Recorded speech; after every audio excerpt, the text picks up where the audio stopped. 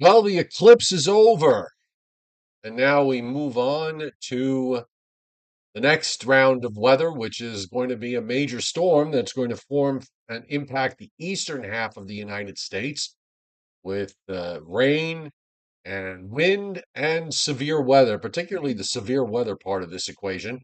And that's all tonight on the Joe and Joe Weather Show podcast, which is brought to you by Tempest by WeatherFlow. Get the revolutionary Tempest weather system and join the fastest growing observing weather network on the planet. The link is on the descriptor to this podcast. Use the coupon code winter2324 because if you do, you will get 10% off.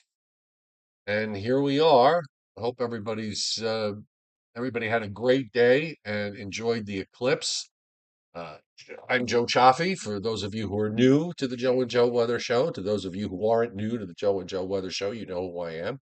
And of course, Joe Rayo, my colleague, is probably still somewhere on the New York State Thruway. So uh, I'm soloing tonight. So big hellos to everybody on the chat board.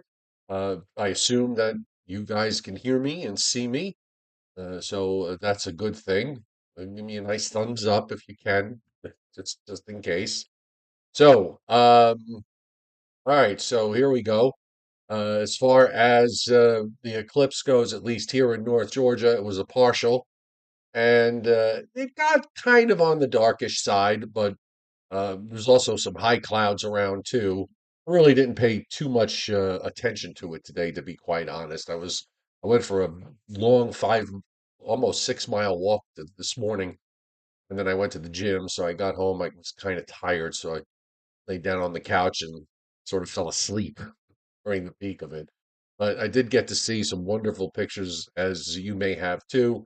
And of course, those of you who experienced it today, I see Dennis Cassia, you were up there. I hope it was cloud free and good for you. Some places, some folks, right in the middle part of the day, some high clouds did come in and just kind of obscured the sky a bit. In some places more than others, but for the most part, most of the area in the Northeast enjoyed a pretty good day overall weather-wise. Would have been nice if it was completely clear, but you know what? You can't always control what you get as far as the world of weather is concerned. So Joe will be back tomorrow night, and I'm sure he'll have much to say about his experience with the total solar eclipse, and he will share his thoughts with you. And in the meantime, we can just go ahead and take a look at what's going on weather-wise. I did save two satellite loops that I thought were pretty interesting, and I'm going to bring them up on the screen now. First, I'm going to shrink myself away. Let me get myself out of this frame here, and I have the U.S. satellite loop, and you'll notice that there's this big black dot that rolls along. The folks at GOES actually outlined the path of the eclipse of totality running through Texas. The folks in Dallas lucked out because at least it partially cleared out there, and so did areas up into Arkansas and into Illinois and Indiana and Ohio.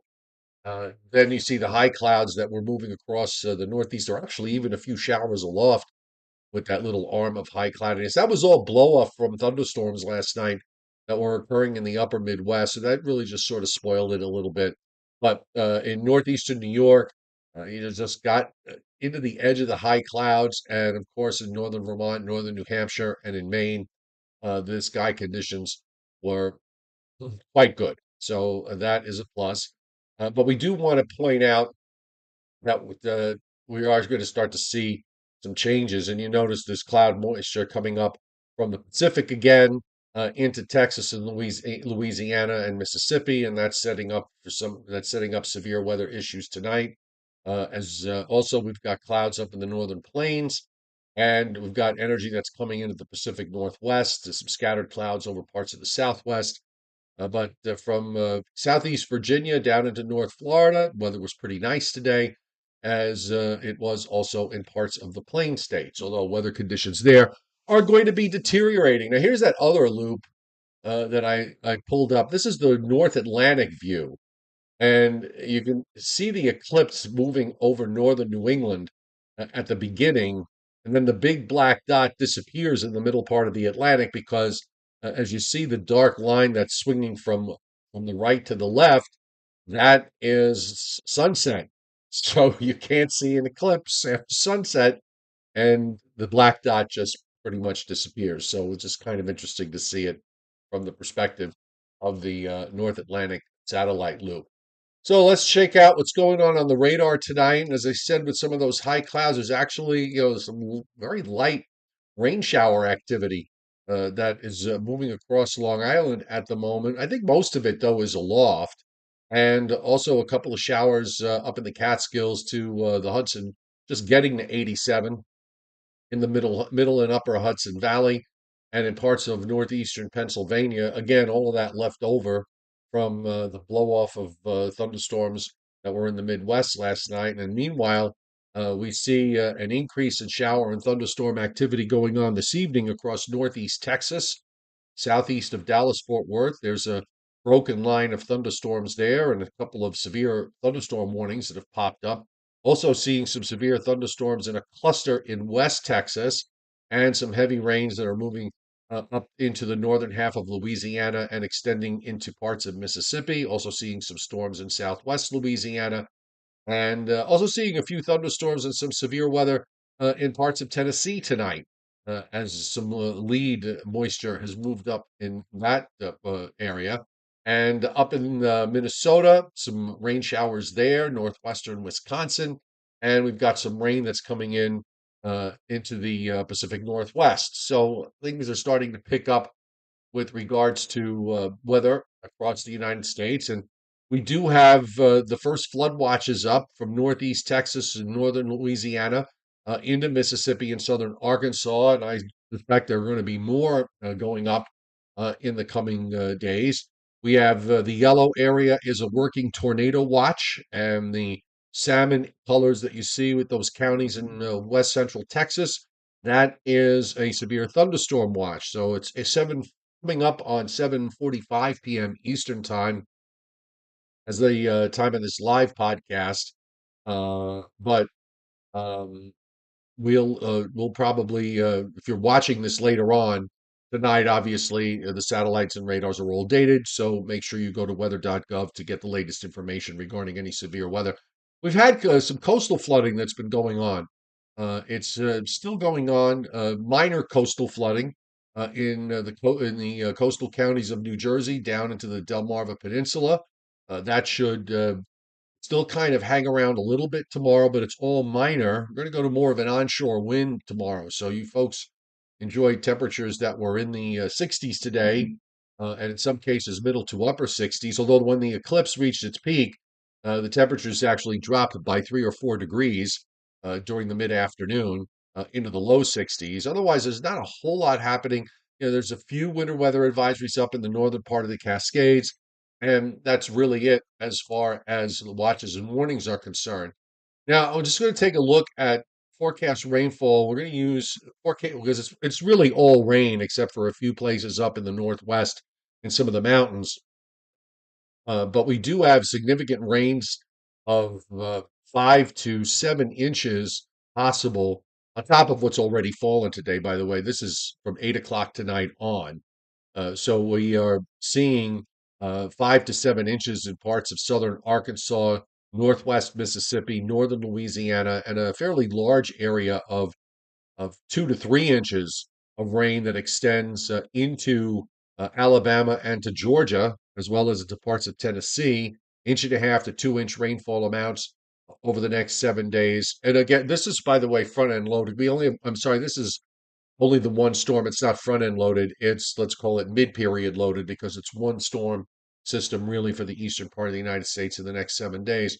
So we're looking at an inch and a half to 2 inches up into the Ohio Valley and over the eastern lakes. In the northeast, it's basically 3/4 of an inch to areas of an inch and a half plus. WPC is showing it highlighted in Northeast PA up into the Catskills, and also from Western Connecticut, Western Massachusetts, and on up into Southern Vermont, and then also a small patch from Central New Hampshire into Northern Maine, and also up into North Central New York.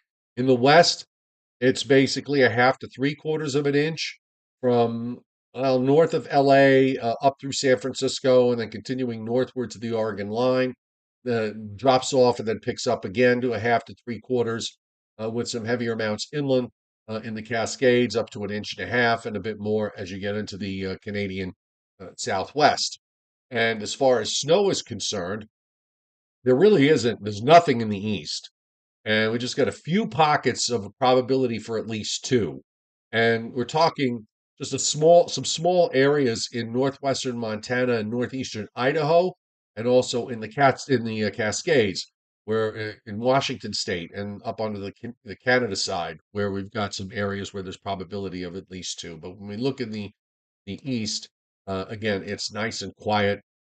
No, we don't have anything to worry about with this next storm system. This is going to be all rain for everybody up and down the eastern seaboard. So let's look at what's going on in terms of the upper air.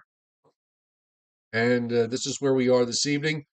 We have a bit of a ridge here in the eastern part of the United States. We've got this upper low that's now moved into Minnesota, and then we've got another upper low. This is a rather energetic system that has dropped from the Pacific Northwest and is now down into Arizona. And this is going to be one of the players going forward as it moves eastward into Texas. And then we're going to get some northern stream energy that's going to get involved in all of this as we progress toward Wednesday, Thursday, and Friday. And you can see there's troughing there in the north, and then the southern system starts to lift up to the northeast. This, unlike the last couple of storms, this particular one is going to pass by well to our west. So it's really more about the cold front, and it's also going to be about high pressure offshore that's going to tighten the pressure gradient along the East Coast as this upper trough lifts up in somewhat negatively tilted fashion for later Thursday night, and early Friday. And you can see there's a little bit of a vigorous upper low that forms over the Great Lakes uh, Thursday evening and then swings into the Northeast. So the bottom line is that at least for tomorrow, we're going to be in good shape. And in fact, away from the ocean tomorrow in eastern Pennsylvania to southern New England, we're going to see temperatures, particularly from interior New Jersey westward and northwestward. We're going to see temperatures getting up into the 70s for the first time this spring season. So that'll be a plus, and we're going to do it with sunshine because we won't have blow off clouds from thunderstorms to deal with this time around. And once this upper trough goes by, we're still going to be under its influence to some extent on Saturday, and there might be a little bit of a ripple that moves southeastward around that northern jet that remains pretty much in place into early next week. But at least, so it's a one and done storm system for this week that we're going to have to deal with, and uh, and that's good. Although it seems like we get a major storm every week now, a major rainstorm, and that's been good. That that bowling alley pattern has been going on now for quite a while. So this evening, as far as severe weather is concerned, we have a tornado watch.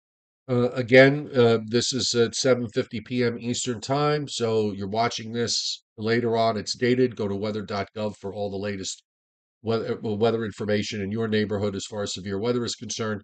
And you can see the watch extends across East Texas into northwest Louisiana. There's also a severe thunderstorm watch with that cluster of storms I showed you back in west central Texas. And that's all, playing inside a slight to enhanced risk of severe weather. Marginal risk pushes up into northern Mississippi, but given that we saw some severe thunderstorm warnings in parts of Tennessee, maybe they should have nudged the marginal risk a little bit further to the north. But you can see it here for tonight, and that comes with a 2 to 5% tornado risk, by the way. So this is going to be a busy severe weather week. Tomorrow, the enhanced risk remains. It's almost the same area. Um, from west central Texas across the state into Louisiana, and a slight risk touching on the Louisiana the Mississippi border and into southern Arkansas. We've got a fairly large area of enhanced risk, and that comes with a 5 to 10% tornado risk. And inside the hatched area of the 10% that you see there, that means that there is a possibility of a 10% or greater probability of at least of an EF2 to an EF5 EF2 to EF5 tornadoes within 25 miles of any point. So that's that is certainly indicative of what's going to be an active severe weather night or evening and night for Tuesday into early Wednesday. And then as we move to day three, which is Wednesday into Thursday, it pushes a little bit further to the east. We have an enhanced risk of severe weather for much of Louisiana and about half of Mississippi, the southern half into southwest Alabama. A slight risk pushing up into northern Mississippi and northern Alabama, the marginal risk into southern Tennessee. And I suspect that we're probably going to see some elevated tornado risk here as well. I wouldn't be surprised if we see another one of these hatched areas of 10% or higher for potential for an EF2 to an EF5. But we'll see what WPC does with this in the coming days. So you can see, you saw how the upper air is going to work. And with this ridge building in the east and then off the east coast, it sets up for a system that's going to track to our west. That's the upper low goes up into the Great Lakes. So the surface low is going to do the same. And, we'll bring up the surface map here. I'll just roll it back so you can see what's going on for tonight into tomorrow morning. And it looks like low pressure developing in East Texas. Meanwhile, tomorrow here, we have kind of a weak flow. There's uh, higher pressures to the north up into eastern Canada. So the flow is going to be more of an easterly flow, but it's not going to be strong. So that at least, it's going to hold the temperatures down near the coast, but inland highs, I think, should make it up into the 70s. And then you've got a high offshore that's going to strengthen. And now you're going to have the low develop on Wednesday, and you see it there, the surface low in northwest Louisiana that produces severe weather, and the GFS is picking up on this pretty well.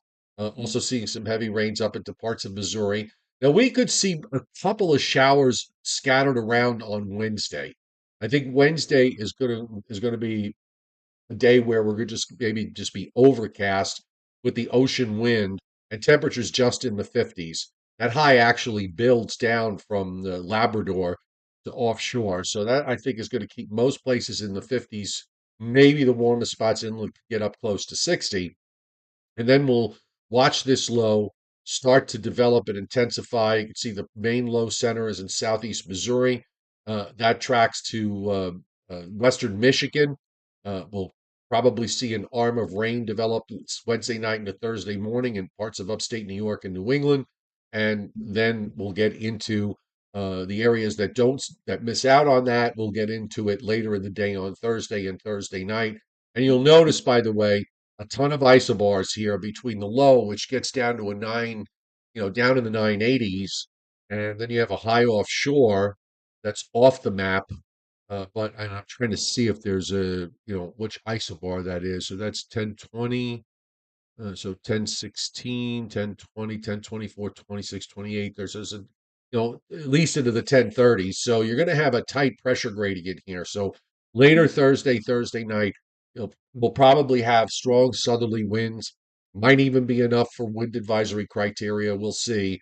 And then some heavy downpours and perhaps even a thunderstorm or two Thursday night into Friday morning.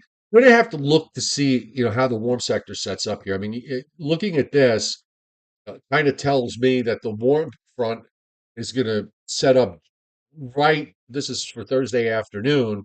Is going to set up right across northeast Pennsylvania, northern New Jersey, and New York City, and then eventually, pushes its way up northward. Because sometimes when you're on the north side of the warm front, even though the gradient is tight, the winds don't often mix down to the surface. But if the warm front goes by, that's a whole different ball game. And this certainly suggests that the warm front is going to go by and that we're going to see the strong winds Thursday night into Friday morning. Get a wind shift probably sometime Friday morning as the front goes by. And then we have to wait because the upper trough is going to be still in the eastern part of the United States. So we'll probably have a lot of leftover clouds and maybe leftover rain showers around for Friday afternoon. And then by Saturday, we should see some genuine improvement as finally the low moves up into eastern Canada. Notice, by the way, we don't have any storms across the country behind this one. We do have a little weak disturbance, and you see there an area of showers of rain in the northern Great Lakes and northern Michigan from a short wave that's moving southeastward. Now, this would be for Sunday, where we could get clouds and maybe some showers, but I think Saturday will be the better of the two weekend days with this. And then we'll just plod along as we go into next week. There's some energy that comes into California that creates, at least the GFS is picking up maybe on a big storm forming out in the plains there. A lot of rain and maybe some snow up in the northern Rockies, but that tracks way to the west. So we could wind up, this will take us to Sunday, and then a week from today, it looks like, maybe next week we could actually squeeze out more than a couple of nice days. We'll have to see how this next storm system plays out, but if it goes well to the left like this, it could mean that we could have maybe 3 or 4 days, or possibly even 5 days before we get into another round of rain or showers with another cold front. But at least we don't have any kind of coastal lows. Once this system is done, we don't have a follow-up system that's going up the west side of the Appalachians or up the East Coast or, any either one or both. So at least after this, we maybe calm down a little bit. Now, I'm thinking that that's, at WPC's forecast to me makes sense as far as rainfall amounts here, 3/4 of an inch to an inch and a half. But we know how these storms have outperformed over and over again. So if it outperforms by a little bit, we might have some flood watches that will go up, and that will be, you know, then we'll get that over with, and then weather conditions improve after that. We'll see if we get a little bit of rain shower activity during the first part of Sunday and into Sunday evening before it moves on out. And then next week looks to be a better week indeed. So just kind of interested here. Uh, I see a lot of you have commented on the eclipse today, and it looked good, which is good, which is terrific, as we don't have another one for quite a while. I saw that the next one at least for the areas eastern PA to so there's an eclipse I think in 2046 that's in the United States. But if you're looking for one that's going to be over eastern Pennsylvania to southern New England, we're talking, I don't know, was it 2079 was what I saw. But that's I don't know. I will be 120 years old in 2079. So I kind of think that maybe I think yeah, it's a small chance, but maybe I won't be there for the 2079 eclipse. We shall see. Leon Probitsky, thank you for hitting the tip jar tonight. Thank you for hitting super chat. Says you say you enjoyed 90% eclipse in your backyard. Very good. Um, you're not weren't in the path of totality, but just looking forward to hearing from Joe Rayo tomorrow as far as you know his his experience. Yes, I know, Leon, you'll be gone too. We're both close to the same age here. Oh, so there. But yeah, it's truly a once in a lifetime type of experience, and I'm glad to see that so many people were able to take advantage of that. Chuck, you're going to make it to 120. I just feel it. Okay. Well, you're 5 years old, so you'll be 125 for the next one. Dennis Cassia, you got to see totality. Did everybody go crazy, Dennis? I'm assuming that they did. Um, I did, see folks gathering for it and had a great time. Um, no, nobody, the apocalypse didn't happen, by the way, among so many things that you may have seen in the last couple of weeks about the eclipse and the end of the world. Well, if the apocalypse is to come, the good Lord has decided that He wasn't going to do it before we did the Joe and Joe Weather Show podcast tonight. So I'm appreciative of that. That we are all still here. And Maggie P says the 2044 eclipse will be over her in Colorado, so we can all go over there. So I'll be 85 if I make it to 85. I will, I might take you up on that, Maggie. I don't know how I'll get there and in what kind of physical shape I'm going to be in, but no matter. So, trying to think if there's really not much else to talk about tonight. Um, Rosemary Brown says lack of shadows was pretty cool. I bet it was. Um, let's see, I'm just kind of rolling through the Carol DeCara caught the eclipse in front of her house. It's always good if you don't have to travel for these things. Um, let's see. Uh, just running through the comments here. But it does seem like all of you had a nice experience, which is really, really good. Glad to hear that. All right. Yes, you will not prank R unless they come up with eternal youth. Well, yeah, who knows? Maybe AI will artificial intelligence will figure out the secret to keeping people alive for longer than they otherwise would be. It's a weird and strange and amazing world that we live in with respect to developing technology. So, all right. Norm Roberts, great eclipse in Bangor, in Maine. That's terrific. Awesome. I assume that that's Maine. And everybody have a great night. The Joe Rayo, as I said, will be back tomorrow night, and I'm sure he'll be in good shape. He'll have a lot to talk about with respect to his experience, and we'll see you tomorrow, 7:35 p.m. Eastern Time. Nighty night, everybody.